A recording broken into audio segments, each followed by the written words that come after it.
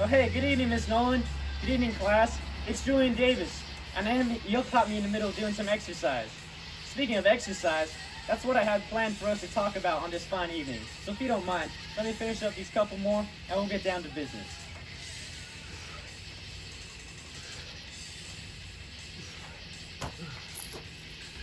All right, now that I've went ahead and completed my workout, I'll go ahead and pause the music.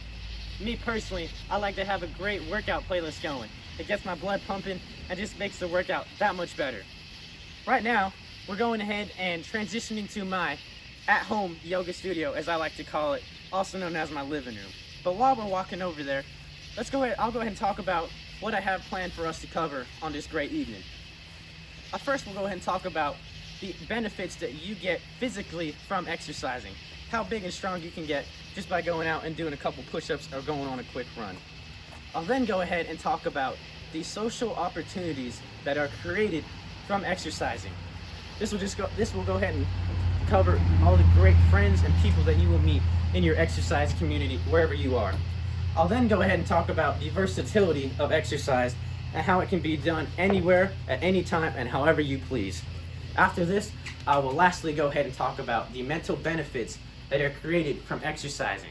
Excuse me for one moment as I take off my shoes because I personally don't like to get my at-home yoga studio dirty. Another important note when exercising is it's important to take a breath, get some air, and also get some water and stay hydrated. Joining us with us today for my audience is my cameraman, my sister, my mom right here, and my dog. As I mentioned earlier, it's good to get some water, so if you excuse me as I get a quick sip. Okay, so here I am at my at-home yoga studio. But let's go ahead and get started. First, let's go ahead and talk about the physical benefits, or as I like to say, how big and strong you are, just like I am. Not really, just a quick little joke. Okay, but truly, what this talks about is truly how important it is for you in your physical exercise, and it determines your general health and well-being. Your exercise and how frequently you do it plays a big role not only in your general health right now, but also in the long run. In an article published by Duke Medicine Health and News, it was stressed how important it is to have a frequent and regular physical exercise routine just to benefit you right now and again in that long run. Because let's face it, we all get old and we all die, but you can kind of control how you die per se in an instance based on your quality of life.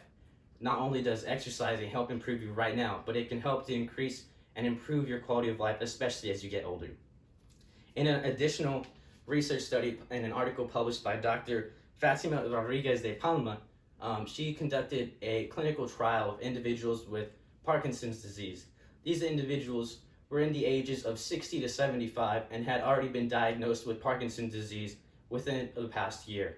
These individuals were grouped together and they went through a series of group exercises in the efforts of seeing how much of an effect group exercise and exercise in general has on the progression of Parkinson's disease, as well as if it is able to delay it or reduce the symptoms associated with it. From this research study, excuse me, can you put up the slides? Sorry about that. From this research study, Dr. Rodriguez de Palma noticed that the practice of physical exercise not only helped reduce the symptoms of these individuals, but individuals who had in their past life a regular routine of physical exercise experienced lesser symptoms, as well as individuals who started exercising at the onset of their disease had less symptoms than individuals who did not exercise. Okay, now that we talked a lot about how big and strong you get from exercise, let's go and talk about all the friends and amigos and amigas that you can make while out there exercising.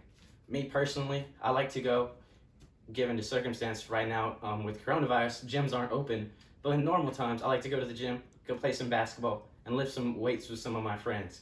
But that just kind of leads into our next topic of the social opportunities that are created from exercising. Not only do you get to meet great people and have great friends in your exercise community, but this can roll over into your personal life and maybe even your family life. Who knows, you might find your future wife or husband there at the gym just working out and being all sweaty. But as I said, it's an opportunity to make new friends as we saw in the Parkinson clinical trial, these individuals, those individuals grouped together and going through the exercise, that served as their means of a support group. And that is exactly what exercising can do for an individual.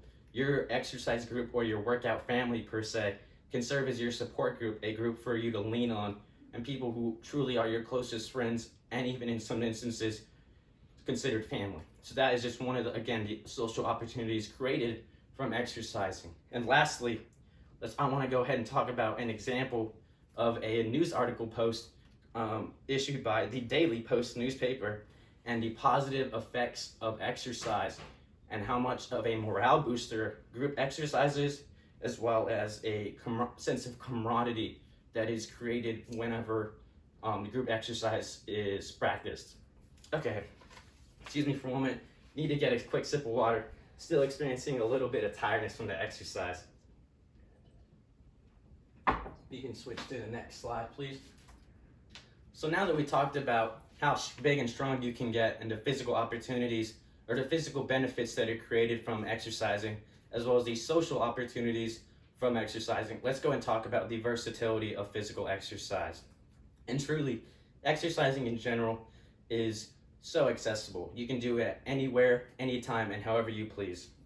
As we saw in the beginning, I just found a metal bar and attached it to some pieces of wood and had myself a nice pull-up bar. And now we're here in my luxurious at-home yoga studio, also known as my living room. So truly accessible. You can have the nicest of gyms and equipment available, or you can simply just have a pair of running shoes and go out on the road and get some 5Ks in. Truly, again, up to you, however you please, and just the opportunities are countless. Not only are limited materials needed, as we see in my situation, but there is an example of a news article that was published describing a fitness regimen created by fitness instructor Steve Hayes. This individual is a well-known fitness instructor across the exercise community, and this fitness regimen that he created is a short 15-minute exercise, and the only materials needed is a chair. I don't know about you personally, but I have my surplus amount of chairs here. So you can simply go grab a chair, do some squats or whatever you please, and continue to stay in shape. Not only is fitness and general exercising easy, but I think that personally the hardest part about being active is not the amount of resources or materials that are needed, or even its accessibility, but the motivation, having the motivation to go and work out. And this is what leads me into my final point, which is the mental health benefits as well as the motivational benefits that are created from exercising. Not only is exercising a means of stress management, but it's a great mental training as well. In the book Practical Stress Management, a compositional workbook by authors John Romas and Monaj Sharma, exercise is listed as one of the main sources of stress management. Not only is it a great way to go punch a punching bag or lift some dumbbells or go do some pull-ups after a long and stressful day, but truly you can go blow off some steam in any modes of exercise as you please. And one of the great things about exercise is the fact of the matter that it puts both your body and your mind in a stressful state. This stressful state is because of the fact that your body is going through a sense of imbalance, which is also called homeostasis. In this situation, what happens is your body is not getting the proper amount of oxygen that's needed, also known as aerobic exercise. What happens is your body's not getting enough exercise, so it's undergoing some situations of stress, and this goes against your brain, and your brain recognizes this stress, and as you continue to train and put your body and your mind through this situation, it relays into life because of the fact that life is unpredictable and there are many stressors associated with life. So physical exercise not only helps you physically but mentally, and that stress that you endure in your exercise can translate into life and how you can adapt to those stressors associated in life. And again, this routine of putting your body through that sort of stress again translate into your personal life and how you can handle the stress associated with it. And that's all I have today. I truly hope that I inspired you to continue to get yoked, as I say, just get big and strong. I've showed you the physical benefits that you can receive from exercising, the social opportunities, all the great people that you can meet from exercising, its versatility, how you can go in a shed and do some pull-ups or have an at-home yoga studio, as well as its mental benefits and how those challenges that you put both your mind and body through can relate into your life. So I hope that I inspired you to go out on a run, go do some push-ups or whatever means of exercise you have planned, but continue to stay fit.